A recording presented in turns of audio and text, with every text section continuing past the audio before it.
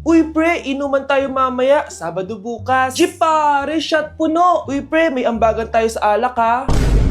Uy bes, gala naman tayo this weekend. Sorry be, makikipag-date kasi ako eh. Yan tayo eh, ay naku. Tas iiwan ka rin yan. Huwag kang bitter dyan, wala kasi nanliligaw sa'yo. Okay, matutulog na lang ako. Bes! Bes, ano ba naman yan, te? Kala ko ba may kadate ka? Wala. Di ako sinipot ng lalaking yun. Kaya ikaw na lang. Ngayon na nga lang ako bumabawi sa tulog ko eh. Hay naku, wala ka na magagawa, Bes, dahil nakabili na akong ticket sa Waterbomb Festival 2025. Kaya, Bes, get ready sa non-stop music, epic water fights, at insane energy. Magpa-party-party tayo doon at alam mo na. Wow, Bes, parang ang saya dyan. Nandiyan yung mga idol ko. Masaya talaga, Bes, dahil makikita natin si Channel na EXO, si Jessie, at si Wasa. Kaya kayo, tara na. Ito na yung mga dates. Igagrab ko na talaga tong chance na to para makita ko sila. Kaya avail your tickets now and join the Waterbomb Festival on Feb 22 to 23 at Quirino Grandstand located at Rizal Park, Luneta. Tara na, Bes! Magbibihis na ako! Bes, kumalma ka. Sa weekend pa yan. Anak, may pupuntang manghuhula dito. Para saan, Nay? Siyempre, para malaman ko kung kailan tayo yayaman. Ah, sige, Nay. Itatanong ko kung kailan ako magkakajowa. Ah, sige. Maganda ka na. A few moments later. Sinong mauna sa inyo? Ako mauna. Anong itatanong mo? Kailan ako yayaman? Pahiram ng kamay mo. Oh, ito. Malapit ka lang yumaman. Talaga? Yayaman na ako. Oo, basta maging masipag ka lang at magtayo ka ng business. Ako naman po. Sige, anong itatanong mo, Iha? Kailan po ako magkakajowa? Hindi ka na magkakajowa. Ha? Hindi pwede to. Gusto ko magkajowa. Pero pwede natin itong baguhin. Basta, magbayad ka lang. Sige, magbabayad ako. Kung naman na lahat ang pera ko, basta magkajowa lang ako. Hawakan mo kamay ko.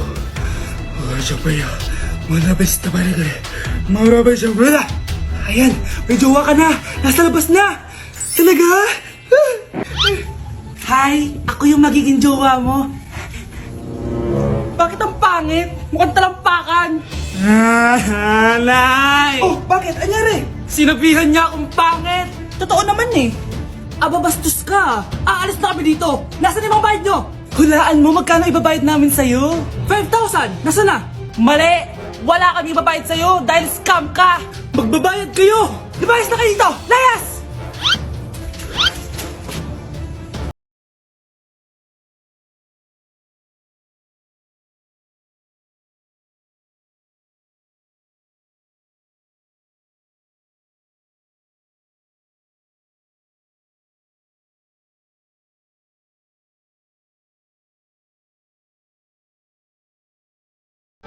Hala, iba na section ko?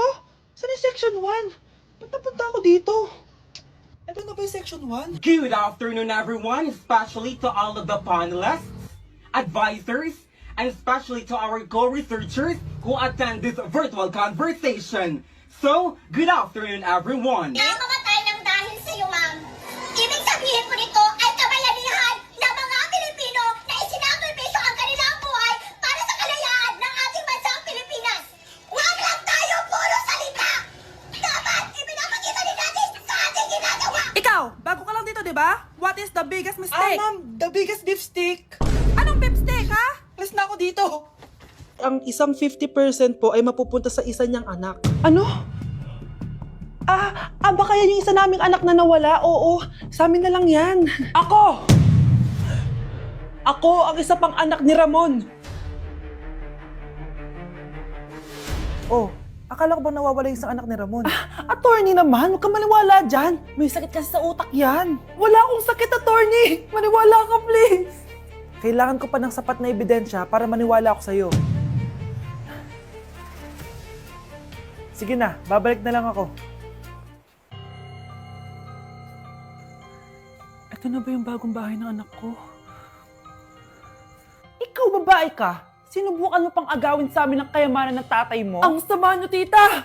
Gusto nyo kunin lahat! Well, hindi naman maniniwala sa'yo si attorney dahil wala kang ebidensya. Tao po, attorney po ito. Nandiyan si attorney. Halika dito. Ayan, ikukulong muna kita dito sa bodega hanggat hindi ko pa nakukuha mga kayamanan. Yes, attorney. Hawak ko na ang 100% ng kayamanan ni Ramon. Nandito na ang titulo, papeles at cheque ng mga kayamanan niya. Ay! Salamat, attorney, ha? Scarlett, hindi ko na alam kung ano nangyayari sa nanay ko. Pero huwag ka mag-alala. Ako bahala sa'yo. Kailangan na matigil tong pinagagawa ni nanay. Tao po. Sino ka? Ako po yung nanay ni Scarlett, yung anak din ni Ramon. Totoo ba to? Pinagsasabi mong babae ka? Kami lang ang pamilya ni Ramon. Attorney, huwag ka magpaniwala dyan. Peke yan. Hindi to peke. Pwede mo ipacheck to sa attorney. Kaya ilabas mo na siya. Kinulong po ni nanay si Scarlett sa bodega. Ha? Anak?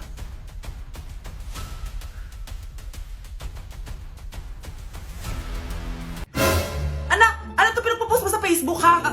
Bakit po, Nay? Nagmumura ka dito, oh. Sabi mo, tangina, laro. Yan ba yung mga nalalaman mo sa school? Biro lang yun, Nay. Wala akong pake. I-delete mo to kung ayaw mong laruin ko yung mukha mo. Sige po, Nay. A few moments later. Wow, ang ganda naman na outfit ko. Picture nga ako. Anak, ano naman itong pinost mo? Bakit ang ikli na shorts mo? Ang ganda ko dyan, no, Nay? Akala mo kinaganda mo yan? Ang pangit. Baka bastisin ka ng mga lalaki. Grabe ka naman, Nay. I-delete mo yan. Next time, magpajama ka na lang. Yung tago lahat, pati mukha mo. Wow! Thank you so much, Mommy. You know that I love chicken nuggets. Ay, di pala chicken nuggets to. Pero ang sarap. May day ko nga. Ano? Ano na naman itong pinost mo sa Facebook? Yung niluto niyo po, Nay, shinare ko lang sa Facebook. Itlog lang, ipapost mo pa? Nahiya ka naman. Dapat pinapost mo yung mga masarap na pagkain. I-delete mo yan. Lahat naman pinapadelete mo. Tapos may nagko-comment pa sa post mo, sabi nila, ang pangit ko daw. Deserve. Alam mo, i-delete mo na lang yung Facebook mo. Tama na. I-delete mo na para tumimik na yung buhay ko. Eh, kung wag ka kayo mangyalab, sigurado tatahimik buhay mo. Akin na yung phone mo. Ako na lang magdi-delete. Bakit kita i-delete kung pwede naman kitang i-block? Hindi mo na makikita yung mga post ko. Okay, class, settle down. Ibibigay ko na yung mga exam nyo. Okay, get one and pass. Ma'am, sorry I'm late. Class, anong sabi ko kapag late na dumating? Hindi po mag-e-exam. Tama! So, bawal ka na mag-exam, Scarlett. Hi, ma'am. Nandito na ako. Medyo na-traffic eh. Oh, Jessica, buti nakahabol ka. Oh, eto, pinag-reserve ka to ng test paper. Mag-exam ka na. Thank you, ma'am. Lo, ang unfair. Bakit si Jessica pwede mag-exam kahit late? Iba kasi si Jessica, hindi mo siya kagaya. Okay, class. Nagets niyo ba yung lesson? Naiihi ako. Ma'am, may I go to the CR? Kita mo nag-lesson ako, di ba? Makakahintay ang ihi mo. Tapos kapag bumagsak, magreklamo. Ma'am, pwede ba akong mag-CR? Sure, Jessica. Umihi ka na. Take your time, ha? Yay! Thank you, ma'am. Ma'am, may favoritism ka. Kapag si Jessica, pwede. Ano ba meron sa kanya? Basta. Pwede ba? Huwag kang bastos. Nag-discuss ako, di ba? Okay, class. Next topic. Okay, class. Ang bagong top 1 dito sa klase ay si Jessica! Ha? Ma'am, paano siya naging top 1? Eh, ako yung pinakamataas na grade sa aming dalawa. May mga special grades kasi siya at wala ka nun. Anong special grades? Yan ba yung pagbibigay sa'yo ng pera ng magulang ni Jessica? Kaya siguro favorite mo siya. Ano pinagsasabi mo, Scarlett? Alam ko namang mahirap tanggapin na natalo kita. Hindi ka patitigil, Scarlett, ha? Gusto mo dalhin kita sa principal's office? Sige, punta tayo sa principal's office. Ipapakita ko lang tong chat nyo ng magulang ni Jessica. Ito ebidensya, oh. Nagbigay sila ng 100,000 sa'yo. Burahin mo yan! Humanda kayong dalawa sa akin. Nay, give me a bait. Ganto pala tong lalo na to. Hoy, may ilaw ay! Nakakatakot. Among Us? Ayoko niyan. Anak, boyfriend mo ba yung anak ng kapitbahay natin? Opo, Nay. Ano? Ayoko yun. Makipaghiwalay ka na doon. Bakit naman, Nay? Mahal namin yung isa't isa. Di nga marunong magbayad ng utang yung nanay nun. Oh, ano naman kinalaman namin doon? Basta. Di kayo pwede nun. A few moments later. Babe, pumunta ka na. Tulog na si nanay. Hi, babe. Hello. Ba't parang kabado ka, babe? Kasi ayaw sa'yo ng nanay ko. Ayan na nga ba sinasabi ko? Nay! Oo, anak. Bakit nandito ka sa bahay ng babaeng yan? Nandito pala hindi marunong magbayad ng utang. Nahiya naman ako sa'yo, chismosa. Teka lang, magkano ba utang mo sa kanya, Nay? 50 pesos. 50 pesos lang yung utang niya sa'yo? 50 pesos lang? Umiiyak na? Bakit? Malaking bagay na yun sa akin. Oo, ito. Bibigyan ko kayo tig 1,000 tig isa. Oh, ito, Nay. Manahimik ka na, ah. Oh, magpapakasal na kami next week ng girlfriend ko, ah. Aba, kasal agad? Dagdagan mo to! Nay naman! Magkano po ba? 10 milyon! 10 milyon? Babe, mukhang 2050 pa tayo pwede magpakasal.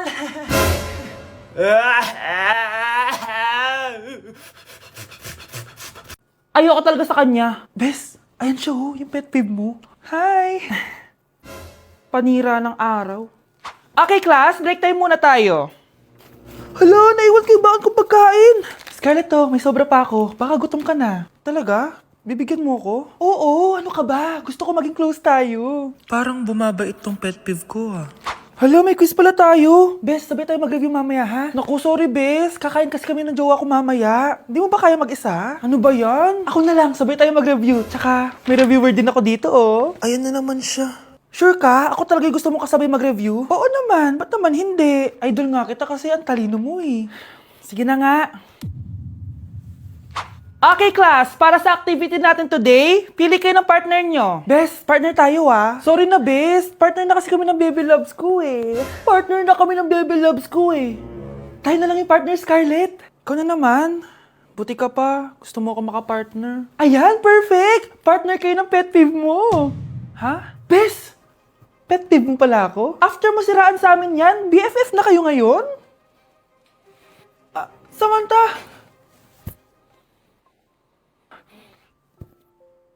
Samantha?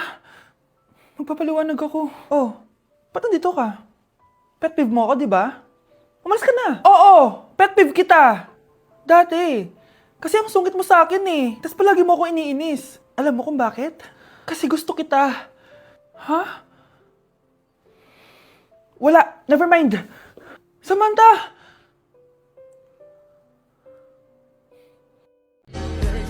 Nay, picture tayo. Alam ko yan, anak. Yan yung sa TikTok, no? Teka lang, kanino mag-send yan? Kay Daddy. Dali na, Nay.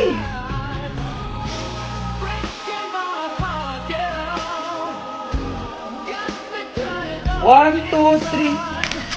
Nay, di mo naman kailangan magganyan. Siyempre sa daddy mo yan eh. Oh, nandito na pala daddy mo! Hi, mahal! Hi, anak! Hi, mahal! Nareceive mo ba yung picture namin na anak mo? Ang ganda ko doon, di ba? Anong picture? Wala ko natanggap, mahal. Wala ka natanggap? Anak, akala ko isisend mo sa daddy mo yung picture natin. Hindi naman kay daddy, Nay. Ha? Sinong daddy sinendan mo? Sa sugar daddy ko! Anak, maganda ka na. Dadating yung mayaman kong boss. Sige po, Nay. Alimos po. Umalis ka nga dito. Baka makita ka pa ng boss ko. Sige na po. Pangkain ko lang po. Gutom na ako eh. Lumayas ka na. Ang dumi mo. Huwag ka nang babalik dito, ha. Oh, ito. Bili ka ng pagkain. Masasama talaga ugali ng mga yan. Thank you po. Pagpalain po sana kayo. Sige na. A few moments later. Boss, kamusta?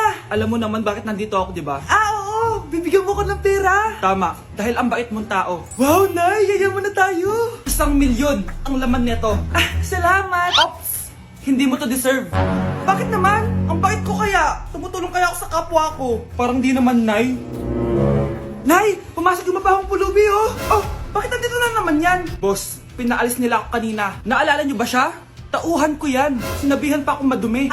Joke lang yun. Ito naman. Shh! Ibibigay ko to sa karapat-dapat at hindi ikaw yun. Ikaw ang karapat-dapat na makatanggap nito. Sa akin? Milyonaryo na ako! Hindi pwede to. Sa akin dapat yan eh. Kayo ang tunay na mababaho. Oh, eto. 5 piso. Pampalubag loob. 5 piso!